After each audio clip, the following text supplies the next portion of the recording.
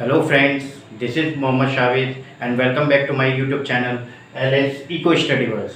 So guys, जैसे कि हमने अपनी पिछली वीडियो में PGT सिलेबस को डिस्कस किया था, तो आज हम उसी क्रम में आगे बढ़ते हुए अपने पहले टॉपिक साम्य यानी इक्विलिब्रियम को डिस्कस करेंगे, जिसके अंतर्गत हम पढ़ेंगे कि साम्य क्या होता है, साम्य की परिभाषा क्या है तथा साम्य कितने प्रकार का होता है। सो गाइस, सबसे पहले प्रश्न ये उठता है कि अर्थशास्त्र में साम्य शब्द की उत्पत्ति कहाँ से हुई है या अर्थशास्त्र में साम्य शब्द कहाँ से आया है। तो हम देखते हैं कि अर्थशास्त्र में साम्य शब्द भौतिक विज्ञान यानी कि फिजिक्स से लिया गया है, लेकिन भौतिक विज्ञान और अर्थशास्त्र के साम्य में कुछ अंतर है, क्योंकि भौतिक विज्ञान के अनुसार जब किसी अवस्था अथवा वस्तु में परिवर्तन समाप्त हो जाता है तो वह साम्य की स्थिति कहलाती है। अर्थात कह सकते हैं कि जब दो विरोधी शक्तियाँ यानी कि जो दो विरोधी शक्तियाँ हैं वो एक दूसरे के प्रभाव को यानी उसकी पावर को नष्ट कर देती हैं तो वह स्थिति साम्य की स्थिति कहलाती है। लेकिन अर्थशास्त्र में साम्य की स्थिति वह होती है जब दो उसमें परिवर्तन तो होगा, लेकिन परिवर्तन की जो दर है वह अनुपस्थिति रहती है, यानी कि जो दो विरोधी शक्तियां हैं वो एक दूसरे के प्रभाव को नष्ट नहीं करती हैं। सो गाइस, हम कह सकते हैं कि साम्य एक ऐसी स्थिति है जिसमें परिवर्तन तो होता है, लेकिन परिवर्तन की जो दर है उसकी अनुपस्थिति पाई जाती है।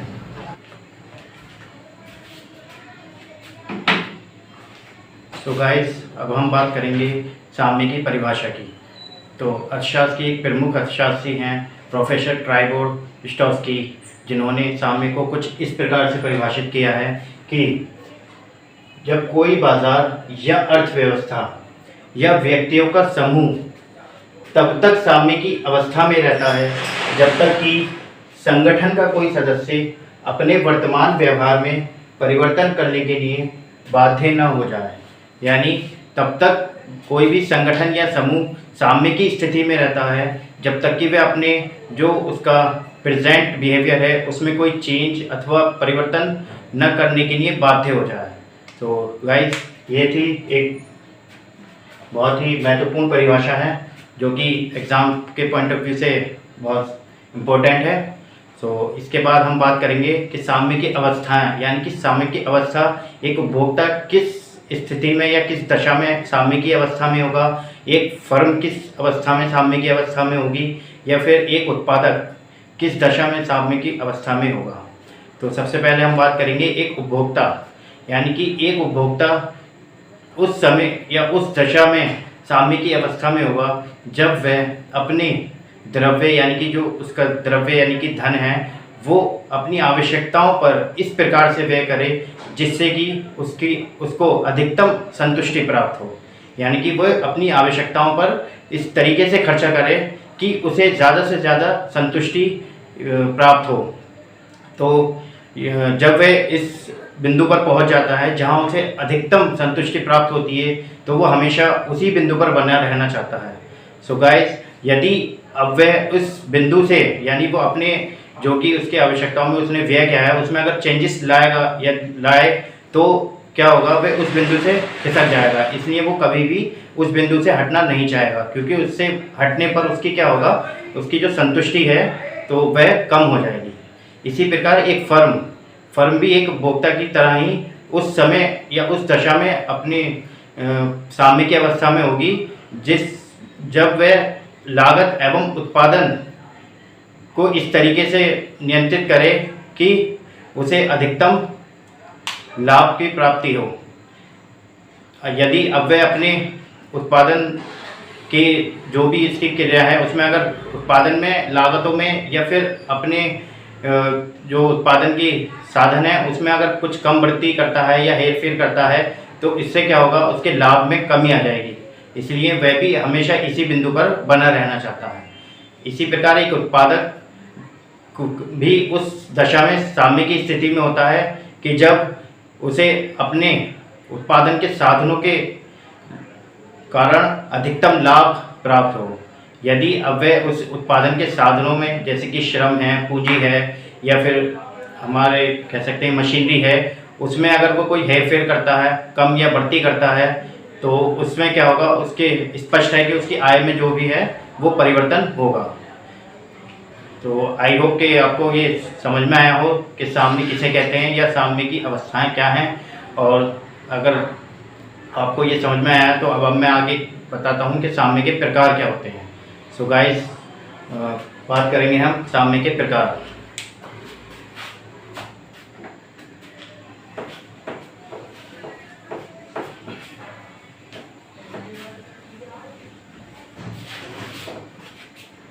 तो गाइस, ये हैं साम्य के कुछ प्रकार जो कि 5 भागों में डिवाइडेड हैं। इसमें पहले में आएगा हमारा स्थिर साम्य यानी कि स्टेबल इक्विलिब्रियम, और दूसरा है अस्थिर साम्य यानी अनस्टेबल इक्विलिब्रियम, तथा तीसरा है तटस्थ साम्य यानी कि न्यूट्रल इक्विलिब्रियम। इसके बाद है आपका अल्पकालीन एवं दीर्घकालीन साम्य यानी कि शॉर्ट टर्म इक्विलिब्रियम तथा लॉन्ग टर्म इक्विलिब्रियम। तीसरा आपका है आंशिक तथा सामान्य साम्य यानी कि partial equilibrium and general equilibrium. चौथा है आपका स्टैटिक एवं प्रायोगिक साम्य यानी कि static equilibrium and dynamic equilibrium. फिर पांचवा है आपका सर एकांकी एवं बहुत साम्य यानी कि solitary equilibrium and multiple equilibrium. तो गाइस, ये कुछ प्रकार हैं साम्य के, जिसमें से हम आज डिस्कस करेंगे स्थिर साम्य को, और अगली नेक्स्ट वीडियो में हम अस्थिर साम्य और तटस्थ साम्य को डिस्कस करेंगे, और उसके बाद अल्पकालीन, दीर्घकालीन, आंशिक, सामान्य, स्टैटिक, प्रायोगिक, एकांकी एवं बहु साम्य को भी डिस्कस करेंगे। तो स्टार्ट करते हैं हम अपना पहला साम्य यानी स्थिर साम्य को। सो गाइस, अब हम डिस्कस करेंगे स्थिर साम्य यानी कि स्टेबल इक्विलिब्रियम क्या है। तो जैसा कि इसके नाम से स्पष्ट हो रहा है कि ये कैसा साम्य होगा या कैसा संतुलन होगा, यानी कि ये एक स्थिर संतुलन होगा। तो या हम कह सकते हैं कि प्रारंभ में तो कुछ परिवर्तनों के कारण इसका साम्य भंग हो सकता है, परंतु जैसे ही इसका साम्य भंग होगा यानी कि साम्य टूटेगा, वैसे ही तुरंत कुछ शक्तियाँ ऐसी कार्यशील हो जाती हैं जो कि इसे पुनः इसके संतुलन बिंदु यानी साम्य बिंदु पर पहुंचा देती हैं। इसे हम इस प्रकार समझ सकते हैं कि मान लीजिए कोई अर्थव्यवस्था जो कि संतुलन की अवस्था में है, जो कि साम्य की स्थिति में है, यदि उसमें किसी प्रकार के परिवर्तन हो जाए, यानी कि या तो उसमें मूल्य बढ़ जाए या फिर मूल्य कम हो जाए, तो जैसे ही उसमें कोई भी परिवर्तन होगा उसमें, तो उस अर्थव्यवस्था में ऐसी स्वतः ही ऐसी शक्तियाँ कार्यशील हो जाएंगी जो कि उसे पुनः संतुलन के बिंदु पर लाकर रख देंगी। तो इस उदाहरण को हम एक प्याले के उदाहरण के माध्यम से समझ सकते हैं, जैसे कि ये एक गोल पेंदी का प्याला है।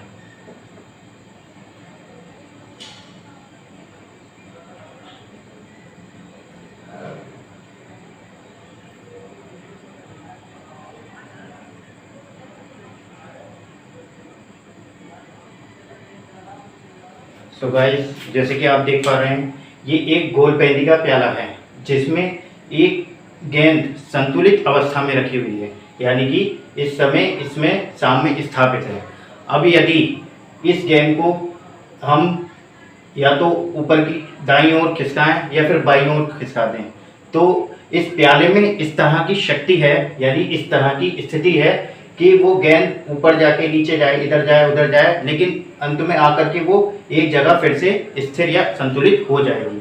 तो इसी प्रकार हम कह सकते हैं कि यदि किसी अर्थव्यवस्था में जो कि साम्य की स्थिति में है, यदि उसमें कोई मूल्य परिवर्तन हो जाए, मूल्य कम हो जाए, मूल्य बढ़ जाए, या किसी और अन्य प्रकार की कोई गतिविधि हो जाए जिससे कि उसके साम्य भंग हो जाए, तो उस अर्थव्यवस्था में स्वतः ही ऐसी शक्तियाँ कार्यशील हो जाएगी जो कि उसे पुनः उसके संतुलन बिंदु यानी साम्य बिंदु पर पहुंचा देती हैं। तो इस प्रकार के साम्य को स्थिर साम्य कहते हैं। तो गाइस, इस प्याले के उदाहरण को हम एक रेखा चित्र के माध्यम से भी समझ सकते हैं। तो देखिए,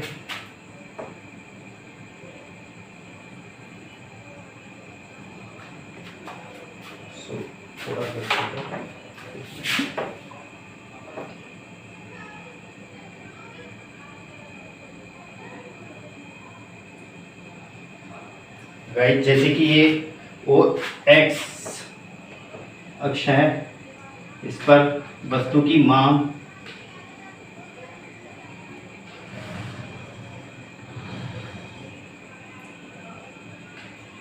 एवं पूर्ति दर्शाई गई है, और ओ वाई एक्स पर वस्तु का मूल्य दर्शाया गया है।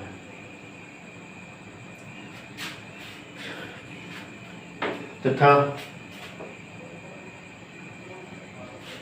ये हमारा डिमांड कर्व यानी कि मांग कर्व डी है, तथा सप्लाई कर्व एस है। सो गाइस, जैसे कि हम जानते हैं कि जहां डिमांड कर्व सप्लाई कर्व एक दूसरे को काटते हैं वहां मूल्य का निर्धारण होता है। तो हम देखते हैं कि यहाँ टी बिंदु पर मूल्य का निर्धारण हो रहा है।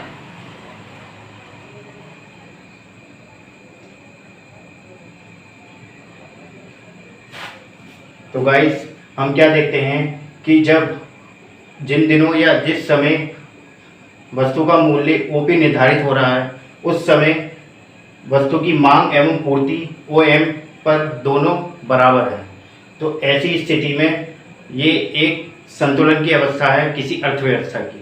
तो ये तो एक संतुलित अवस्था है। अब यदि इस अर्थव्यवस्था में किसी प्रकार का परिवर्तन कर दिया जाए या इसके साम्य को भंग कर दिया जाए, तो ऐसी अर्थव्यवस्था में इस प्रकार की शक्तियाँ क्रियाशील हो जाती हैं जो कि इसे पुनः इसके संतुलन बिंदु पर लाकर खड़ी कर देती हैं। अब उन दोनों परिस्थितियों को हम समझेंगे। तो पहली परिस्थिति मान लेते हैं कि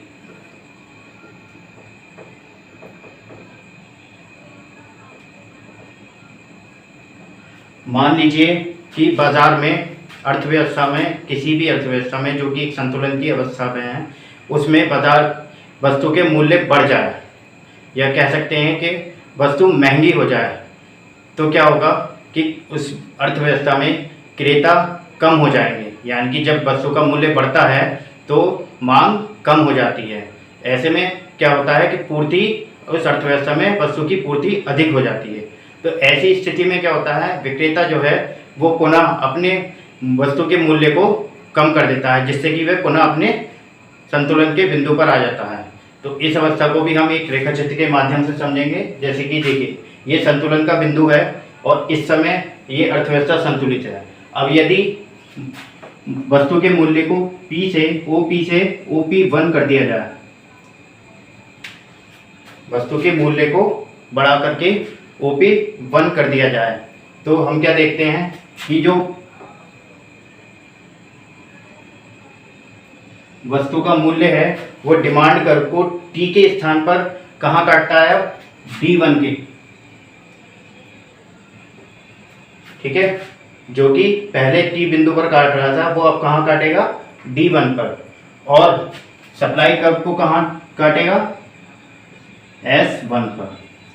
तो हम क्या देखते हैं गाइस कि जब वस्तु का मूल्य OP से लेकर OP1 कर दिया गया, यानी वस्तु के मूल्य को बढ़ा दिया गया, तो मांग जो PT थी वो अब घट करके क्या रह गई, P1 D1, और सप्लाई जो कि PT थी वो बढ़ करके क्या हो गई, P1 और S1। तो ये जो हिस्सा है गाइस D1 और S1, ये हमारा क्या कहलाता है, पूर्ति आधिक्य, अर्थात अर्थव्यवस्था में पूर्ति अधिक है।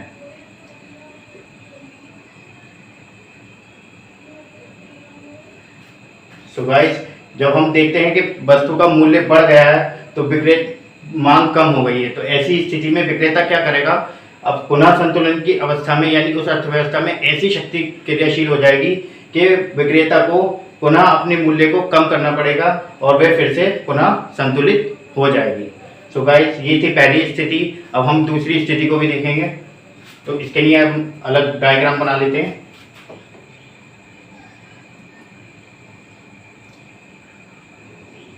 ये वही है, OY पर मूल्य, OX पर मांग पूर्ति,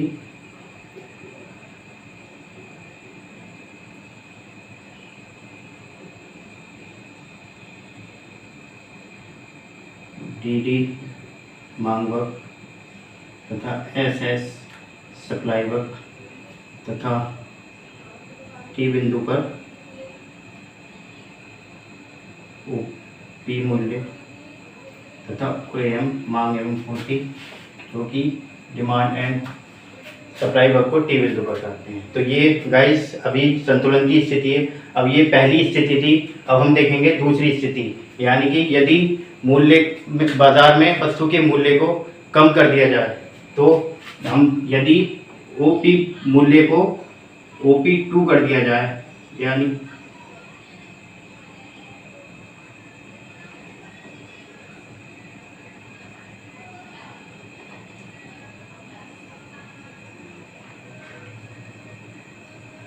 तो गाइस हम क्या देखते हैं, जब ओपी मूल्य की वस्तु को ओपी किसी वस्तु के मूल्य को ओपी से OP2 कर दिया जाए, यानी मूल्य को कम कर दिया जाए, तो जो P2 है यानी कि जो मूल्य रेखा है वो सप्लाई कर्व को S1 बिंदु पर काटती है तथा डिमांड कर्व को D1 बिंदु पर काटती है। तो हम क्या देखते हैं गाइस, जैसे ही मूल्य को कम कर दिया गया यानी वस्तु के मूल्य को घटा दिया गया तो सप्लाई कम हो जाती है तथा जो मांग है वह बढ़ जाती है। तो ये जो S1 और D1 का क्षेत्र है तो ये क्या कहलाएगा गाइस, हमारा मांग आधिक्य।